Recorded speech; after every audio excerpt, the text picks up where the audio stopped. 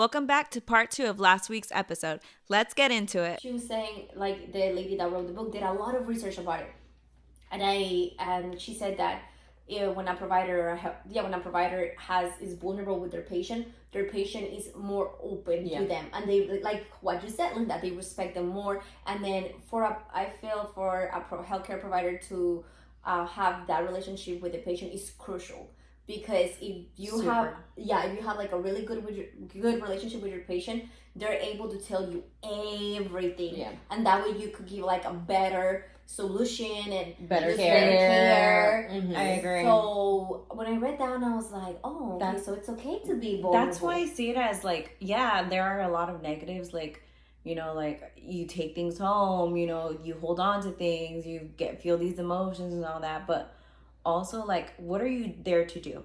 What are you there to do? Provide care. Provide the best care that you can, right? Mm-hmm. You can't do that without building that connection. Can't build that connection without being the word you can't say and can't vulnerable. Exactly. So I feel like it's like stepping stones, and I think that being vulnerable and feeling these emotions are crucial, honestly, to work in healthcare, which is really funny because people, I remember people saying this all the time, you're so sensitive, how are you going to work in healthcare? It's helping me be better and connect more with my patients. So I don't know, I see it as a aid, as something that helps me. So yeah, like I said, I still feel like I'm in between the good and the bad. I see both sides. It's gonna be a work in progress, and I'm like for me, like, you're working on it, like I probably am, like, I'm seeing hard stuff, but I also don't work in healthcare 24/7. You know, I only work part-time, so it may change when I work there 24/7 or when I'm there like more often. Yeah, and that's why it's another good thing to just know yourself and know your emotions, because there are people, I feel like, will be like me, but people who are actually working in healthcare 24/7, 7 days a week. Not they can do 24/7. Yeah. But it takes a lot mentally, especially even with like healthcare and organizations. Like, there's no boundaries, or they don't know how to put up their own boundaries to make sure that nurse, that doctor, the therapist, or that they're okay, because it's just like, oh, do your job, do your job. But then it's like, what aftercare are you doing for yourself? And that's what's important. Like, yes, we're in these spaces where it's like a lot emotional, but you're just going home and still not dealing with it. It's just like piling up, and that's where it gets tricky. Yeah, because you got, like, okay, I guess I'm gonna talk about it. So it got tricky with me because it got a point where I was working as a CNA, and it felt like all of my patients were just going downhill. Like, one ended up in like a care home, another one died. Like, it was just a lot what's happening, and my outlet, which is not healthy, I'm not saying it's healthy, so please don't do it. I don't want nobody saying like, oh, you did it, so I'm gonna do it. No. Which is basically like, I just started turning into like alcohol, like drinking, and it was just like me trying to turn off my own emotions, because for not dealing with it, because like I was working, I think it was during COVID, no, because it was before I was pregnant, but it was before COVID. And I just remember just like me getting home, getting like drinking. Like, obviously not on the job, but I was drinking a lot. And then... Sorry. When you said obviously not on the job is hilarious. Like, because, you know, people... Yes. Oh, she was drinking on the job. You have to do disclaimer for everything. We just talked about cancel culture, so disclaimer for everything. So, and then into like kind of caught myself with it. Like, I'm like, what are you doing? Like, you're not dealing with it, and you're just drinking, and it's not healthy for you, because you don't want to deal with these feelings, and you don't want to deal with, because obviously, like, I cannot talk to my boss about like, hey, like, I feel so sad right now because our patient, she's gonna be like, well, get it together. That's literally what she told me, though. Oh, that is so messed up, actually. She was like, she said she understand, but basically it's not about you, it's about the patient, like, right, you know. That is so messed up on so many levels you don't even understand. Okay, let me explain. So like for EMT, like we have, I forget what it's called, but debriefing, like they offer therapy for us to be able to talk about, because we see and we're going to be seeing difficult things. Yes. Same thing with you guys. Like, it should be standard for you guys to be able to go and talk to your supervisors. If not your supervisors, they can direct you to someone within the company so that you can talk about this. That's not okay. I don't think that was existing in the company that we're working for, but oh my gosh. But something that you said was you turned to alcohol because you weren't dealing with your emotions. You also said that you tried to talk about your emotions, but you were turned down. Was this around the same time? Yeah, it was around the same. Cause I was going through it like I was. with your family. With my family, because my dad is in my and then my fiance, he always saw it more like a job until like I literally went off on him, because I was like, it's not a job, dude. It's not like a switch that I could just turn on and off, and it's just an 8 to 5 job. You're literally dealing with vulnerable people. Yes. That needs help. That's sick. So and then, hurting, so I told him, I was like, when I called you and I'm gonna talk to you about my job, I don't need your comments about it's a job. I know it's a job, but it's not easy for me. Which I feel like with him, he's more receptive to this type of feedback than my dad, because my dad's old and, he's not gonna change who he is. Yeah. So, and then I told him, I was like, okay, I'm having like issues with like my feelings, and I need somebody to like, vent, and then to say how I feel and everything. Yeah. And then I stopped drinking, by the way, just saying. Yeah. Because disclaimer. Yeah, disclaimer. I stopped drinking, and I started dealing with it a different way. Which he was like talking to Linda, but everybody's therapist over here. And then now, obviously, when I haven't had like rough days because I haven't had clinicals. But when I was in clinical and I would have like a rough day, I would deal with the emotions. Like I would cry in my car, or I would work out, or like I would just try to get those emotions out a different way than just me trying to just avoiding and just let them pile up, because then it's also gonna hurt me. Yeah. Despite like whether you're not an empath, whether you are an empath, I think when you work in healthcare, when you work with something that's so, I don't know what the word is, but so, I guess, mentally draining, I think it's important to do things that are going to take care of you, whether it's working out, going to therapy. Like, I feel like healthcare workers should literally go to therapy. Like, it should be free. It should be be like a thing. Like, it should be a thing where healthcare workers, like, I don't want to say have to, because I don't want them to be forced, but I think it should be like encouraged to, what I mean? It should be an option, a part of the process. Yeah. If you work in healthcare, we encourage you to go to therapy, or we offer discounts for healthcare workers. I don't know, something that's like encouraging and incentivizing. Yeah, so you don't have the high burnout and everything as well. Yeah. I remember when I did the my internship with Cope Health Solution, I was placed at a hospital, and that was my first time, besides like family members, that was like my first time like dealing with death. I remember it was my nurse that I was assigned to, her patient, so she asked like, oh, go get their vitals. The patient was in a coma, but we're taught to still have a conversation with them as if they're awake and listening to you and everything.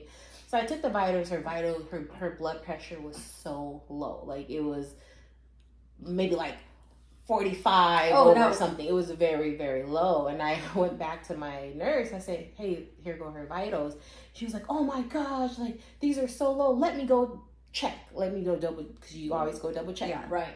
And the vitals are still low, and that was her first patient. And I remember she was like getting sad, saying like, I can save her, but the patient had a DNR. But she said, like, unfortunately, I can't do anything because that's the patient's wishes, like, to just be left alone, like, just do the feeding tube.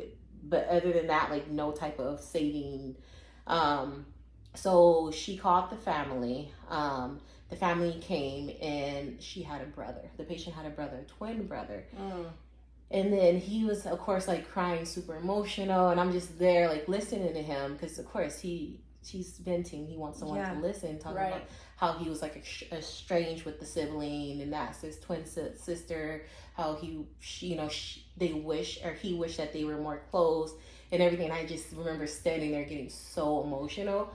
But in my head, I was like, I got to keep it together. Let me walk away. Because Mm-hmm. so I felt myself about to start crying. So I remember just saying like, oh, I'll be right back. I'm going to get you some tissues and some water. So I went to like the break room to get the water and ice. And then I was like, Linda, get it together. But it was hard because literally that patient is telling me the life that he had with his sister that was basically who had passed away. And then me as even like a little internship girl, like I was like trying to comfort him like the best of my ability. Right. Yeah. Because not like you're seeing the pain, but you're also feeling. And So it's even like more, Mhm. I don't know, like not aggravating, but it like, makes it even bigger, like harder for you to not Yeah. like cry or have these emotions that you were having. Yeah, it was overwhelming because I was there like caring for that patient that passed away, and I was the one who took her vitals and told my nurse like, hey, like this something's wrong. Yeah. And then have the family come in and everything. And even then, still me keeping it together, even doing like the post-mortem care. Like I help with that as well. And if you're not familiar with post-mortem care is basically preparing the body. So took off all the clothes, the tubing, put the tags on like the toe and everything, put it in like in the bag, and I literally help with all of that. I was like, that's a lot. Like I held myself together because in that moment I felt like I had to. Right. Yeah. But even then I was like, I don't want to do hospital. This hospital's not Yeah. gonna be. That's when you knew, when you just Yeah, knew I was more like, this is a lot. assurance. It's hard, man. It's not easy at Mhm. all. Like it's hard. Yeah, and even my nurse, she was like getting sad because that was her first patient that had passed away with her like working as a nurse. So even her, she was like, wow, this is a lot. And then that hospital did offers like, hey, do you need someone to talk to? Like, is there anything that you need? And then I don't know if I had to do an incident report. I don't think so, but I do remember them checking in to making sure like I was okay. Oh, that's nice. That's really nice. In contrast from the other situation that Yeah. you had. Yeah, that's really nice. And like I feel like that's the human thing to do. Like that's what should be done. Like It should be done. it's not easy. It's not easy. Like Mm-mm. working in healthcare, I think you think differently too. Like you think about everything very differently. Like everything seems so finite, like you know that you're only on this planet for so long, and Yeah, like look at it like that. Yeah, no, you do. Like I went to work yesterday. I told you I had a patient I had to pick up. I was thinking about getting off of work. I was thinking about going home. I was like, I want to go home. Like I want to go home. We were about to go home, and then they gave us a call, and I'm over here like annoyed and having all these other emotions,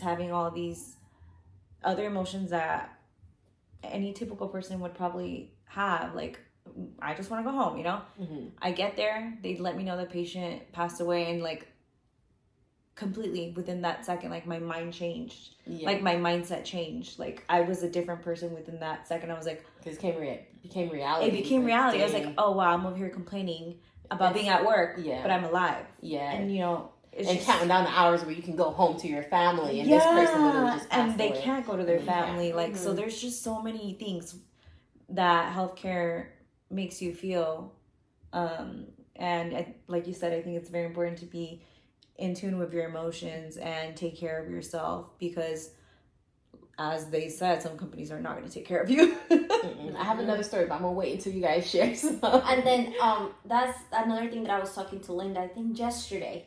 I think I was complaining about my aches and pains. And Probably. and then I told her that that's why I love Vanessa's episode so much, because it brought into perspective so many things that we take for granted that we should be thankful for. Like I was telling Linda, well, instead of me complaining about this damn homework that I have, or the NCLEX, or I should be thankful about I woke up today, I am breathing, I could see, I could hold my kid. Yeah, he might not let me sleep, but like he gives me hugs and kisses. He's healthy. Like, yes, and he's healthy, and so that episode and COVID put like another perspective in me. Like COVID for me, it was more like, because I'm always the person who's like, well, whenever I have money, I'm gonna do this, or I should save this for that, or I should just not use this right now because I'm gonna use it for a special occasion.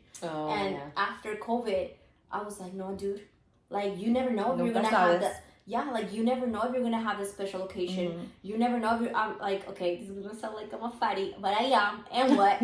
Like, I would like be saving like desserts and stuff for like a certain day. Now I'm like, no, I'm not gonna save this for Saturday. I don't know if I'm gonna make it till Saturday. Let me have it now. Like, so live in the moment. Yeah. That's hilarious. So that's what I'm like, I'm going to live in the moment, because after COVID happened, you never know. You never know when things could like really go south, and you're not going to be able to enjoy that last dessert that you were saving, or do that vacation that you were wanting to have, or just those things. So that was for COVID. And then for Vanessa, it was more like, be thankful for everything, because you never know. Yeah.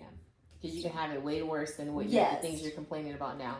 Like there will always be someone that's doing worse than you, and someone that's doing better than you. So regardless, like, be okay in the situation. Not like, just be grateful for like where you're at. And I agree. Yeah, that's always like, I try to keep that mindset, because it's hard. Because like, I can be a negative Nancy sometimes. And sometimes I'm like, you're not that bad right now. It's not that bad. It's not that bad. Yeah, you're not that bad. It could be worse. It's a little problem. Yeah, exactly. And to just bring it up of just being an empath in healthcare, and me learning through therapy. It's like, it's okay. It's okay to be an empath and emotional, but I am working on being more, to build a little tougher skin. Like, I don't want to be numb. My goal is not to be numb where I can't feel any emotions, but I personally would want to learn how to control them. Balance, better. Baby. The balance. This word has been, it's like the word of the month. Yeah. I know. Seriously, balanced. Balance. I also had like another incident that happened, the company that we worked for. Mind you, Kathy and I, we worked as CNAs, but for like older people, like older adults. And one of my fears was like walking in and my patient not being alive, because like we were working with patients that were 85 plus. Like the oldest patient we have was 96 years old. Yes. So that was always my fear. I was like, God, please, when I walk in this house, please let that person be breathing. Yeah. That's literally like my heart is like. Did you have anxiety going into work every day? Yeah. I was like, please let them be alive. Let them be alive. So this one time I walked into work, and the other caregiver was there, because I was there, of course, to relieve her, but she was in the living room, and that patient always, like when we go there, he would always want us to check in with him, say like, hey, we're here, and the other person is leaving. So I go in, I was like, hey, I'm here. Nothing. I was like, hey, I'm here. Nothing. I was like, oh shoot, like my heart dropped. Like I didn't go near him. I'm like, my heart dropped, and I was like, oh my God. And like I turned to like out to run out the room, and I like literally ran into the other caregiver, because that's how just like heightened I was. Oh, okay. Yeah. And then she was like, no, like that can't be it. Like he was, I just put him to bed. Like he was okay. And then that was like a chain reaction where we had to call, of course, the paramedics. We had to call the family members. I had to call my supervisor. And for me, that was like the first time that I had to do everything. Like even as the internship, I was at the hospital, but everyone else handled everything. Right. But I was on the phone, like calling the daughter, saying like, hey. Oh, you had to. I'm like, I got emotional. That's hard. That's really hard. Yeah. Especially because the daughters were so like, they handled everything for him. Like, for him and for the family, they just handled everything. So, and they were really nice. So yeah, I could see. And being an empath. Like, I would have broke down. Like, That's hard. I'm already getting emotional. No. This is I mean like on the phone. It was like 2 years ago. But you know what I realized? Me and you never talked about it. Like we never. So she texted me because it was I was going the next day to see that patient, and I think I was pregnant already. Yeah, you were pregnant already. And then she had already told me, but through text. Ever since that day, we never face to face talk about it until now. Oh wow. Yeah. It was So I called the daughter, and mind you, like I've met the daughters multiple times because they would come and visit their parents. And I try to keep it on the surface level because I was like, I just want to tell them what happened. Like, the dad unfortunately passed away, da da da. Keep it at a surface level because I know if I get deeper, you're trying to control. Yeah, I was trying to control my emotion because, again, it's not about me, Linda. It's about the patients and the family. But the daughter, of course, wanted to know everything, like how I found the dad. Like, did he look like he was in pain? So literally, I'm telling her all of this on the phone. I was like, no, it looked like he passed away in his sleep. Like, he literally looked like he was sleeping. Like, it looked like he was peacefully passed, if I can explain it myself. And then so I'm keeping it together on the phone. Definitely hear my voice cracking, but still like doing like the swallow, like and the ball. And then the ball. Yeah, drinking water. The water, yes. And and then I was like, okay, I got that day out the way. I ended up going there again because it was a married couple, so I was still needed to provide care for the wife. And that time, like, the daughters were in town, like, and she literally again wanted me to tell her everything, but this time in person. And then I had to get her emotions. Of course, she was crying because she was saying, it doesn't matter how old how old you are, how old your parent is, it's still very, very hard. Valid. And that's valid. Yeah, that's valid. So I'm trying to keep it together, and I was like, yeah, because for me, like, I come from a place of understanding. Yeah. Right. So I was like, get it together, Linda. So she's talking to me, and literally I ended up getting emotional with her because I said, Yes. Yeah, coming from a place. Yes.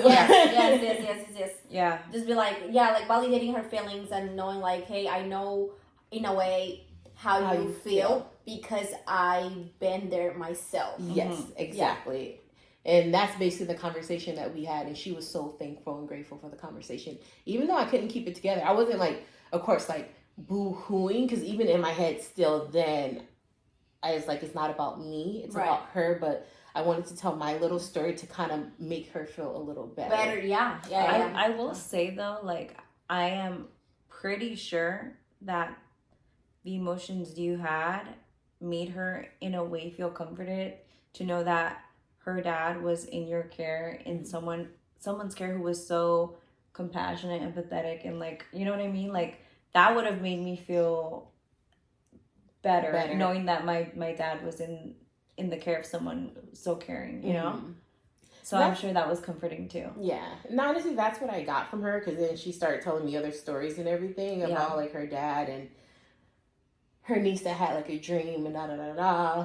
But then, like, I was, like, again, like, I was put in that setting, but I still felt like I was able to keep it together. But it was hard. It was very hard for me. And I kept it together because even, like, my boss at the time, I felt like it wasn't really much aftercare on their end. I remember my brother, when I was, like, telling my brother the same day, he's like, oh my God, because he's very protective and very concerned. Yeah. He was like, if you need to call off, just call off. Like, you shouldn't have to go in there. Like, how are you? I was like, I'm good. But that was still me putting up that wall and telling myself, I'm okay. Like, I got this. I can do this, because it comes with the job. Yeah. I also think that, I mean, how long did you work for him? I don't know, a long time. I think that's what made it even more hard. Because we, like it or not, because people are like, don't talk about your personal life. Or don't talk about your emotions with your patients. And it's hard, guys. Like, it's really hard to not do it. Well, for me, it was really hard because, for example, I was pregnant. And I didn't tell them I was pregnant. And I was just wear, like, oversized scrubs. Yeah. And then they're like, whoa, so you're pregnant. So then they start asking questions about your life. And I'm not going to be rude and be like, I can't answer those questions. That's all false. I feel like that's what they tell you, like, textbook. But we're in these people's home. We're with them. We're with the parents more than they're with their own kids. They don't want a stranger. They want someone they know and they feel like they can trust. Yeah, you know? And then that's why when these patients would get like sick or pass away, it was hard because we were there with them through like the last hours or the last days. We were there where they were struggling with their health. We were there when they, like, let's say they wanted something out of the store and they can't go, so we'll go for them. So it's just these connections that you make with the patients that is hard when they do pass away. Yeah, very hard. And that's another reason why I feel that, even though this would be like a whole nother discussion in itself, But like I kind of get anxious about like aging. Yeah. Like I'm not saying like I want to be a person that dies young or whatever, but I get fearful too. It's hard. Yeah. Because working with these patients is like not being able to do for yourself, having dementia, having Alzheimer, and depending on that was another eye opener for me. It's like, wow. Yeah, working on the job opened my eyes so much. Yes. Because the people that we were taking care of, some women were like, they were independent women, like they were bosses. Yeah. And now me taking care of them with Alzheimer's, they look so fragile, and they barely had a conversation with you, and it's just like, whoa. Like it's hard. Yeah. And they would get frustrated too because they knew like they that's wanted not more. the, and that's not the person they were. Imagine how difficult it is to go Yeah. from point A to being like you don't even recognize the person you are. No. Yeah. And that made me have more anxiety. Just all added to my already long list of add things that to to have the list. anxiety. Yeah, and then that's why when I was talking to my parents after that job, I was like, this country is not for the old people. And then it's for the young people, like, because I was like, if you guys are gonna get old, go to Colombia, and I would rather like pay over their like nurses, because I will have the means to an end, You'll be right? able to. Yeah, Here, exactly. if you like nursing homes, it is ridiculously expensive. Yes, and that's why we were saying, like, that's why we said that in my family we always say like, this country, the United States, it's not for old people. We need to go, but that's our mentality. San Francisco. Yeah. It ain't for old people. Yeah. Every house has stairs. I feel so bad. Like they all have stairs. I can see that. Yeah, Pretty much. Like stairs to get in your home. Yeah. Like how do you go get groceries? Yeah. Like how do Yeah. Being an empath. Yes. And working with older people. That's another reason why I was like, I don't know if I want to work in a geriatric.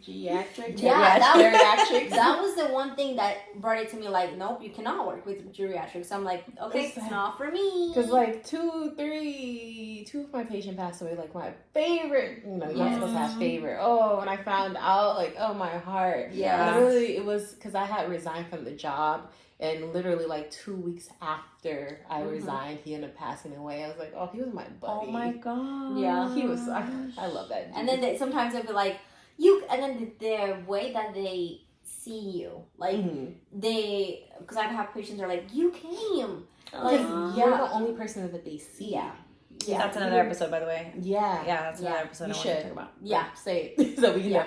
Yeah, because even like the patient that I'm talking about, I remember he outlived his whole family, like all his siblings, all of his friends, and his daughter lived in a whole nother state. So he looked forward for us to go there and feed. He loved to eat. He was like, ooh, whatever you want, I'll get it. Yes. You can get it, whatever you want on the menu. I was like, okay. Is that your favorite patient? No wonder. Yeah, I remember he was so sweet and so adorable. I remember, I know I'm getting off track, but I remember too. He knew the way to your heart. He knew. It was like a very hot summer. My AC in my car was not working. And I was like, I'll go get the food for you and I'll bring it back. But because usually they would like to stay at home. Yes. This day he wanted to go with me. He was like, oh, ooh, so cute. it's hot. I can get your AC fixed. I was like, well, I wish you can. I can't. He was so sweet. I was like, well, I can get it fixed for you. I was like, yeah, I wish you could, but unfortunately you can't. But that's funny. Yeah, it's a positives so we can wrap things up. Mm-hmm. It's good to be an empath, to be sensitive, as well. But like I said, if you have any like traumas behind the word of being sensitive or overly emotional, that's just things like society who became numb has placed on you. So just work on it. I'm working on it. And I was gonna say, like, the best thing you can do is just literally work towards, balancing it and managing it every day. Yeah, that balance. It's yes. very important. Yeah. Do you have anything else? I'm good. No, I'm good. Thanks for listening. Bye. Bye, you guys. Bye. Thanks for listening to this episode of PG3 with your hosts Linda, Jasmine, and Kathy. Make sure you like, comment, and subscribe at a potent dose of 3 so that you never miss an episode and your weekly dose.